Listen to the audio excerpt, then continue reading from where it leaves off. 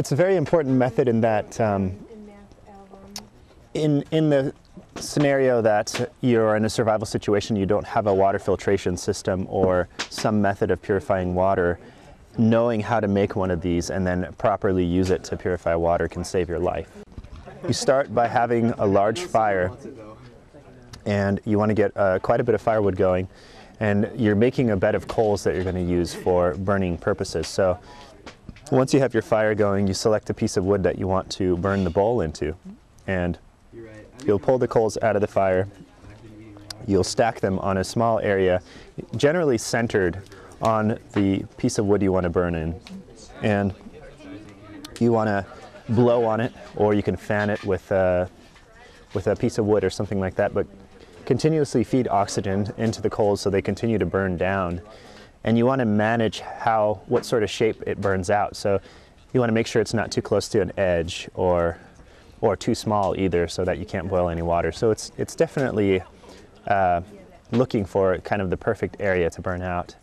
And then you're burning it down, and each time you burn it down a little ways, your coals start to die down, get cool, you throw them out, you put new ones in, and so you keep going down and down, and eventually when you've burned down a little ways, you can empty it out, and then you can take a rock or another tool and you can scrape out the black charred wood on the inside. So it's the process of the coals burning and the scraping together that hollows it out.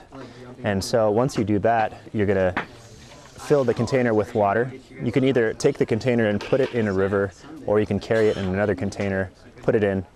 You're going to have hot stones already heated in the fire. You're going to pull those out.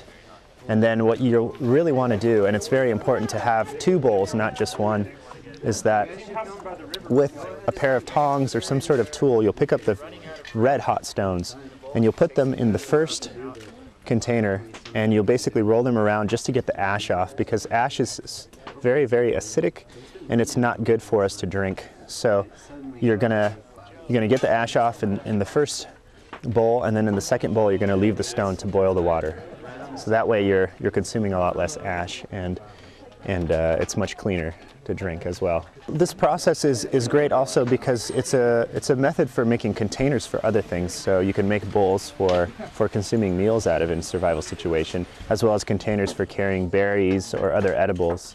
And you can make these containers fairly significantly deep if you have a large enough piece of wood, so you can actually use them as storage containers or transporting significant amount of berries or other food items.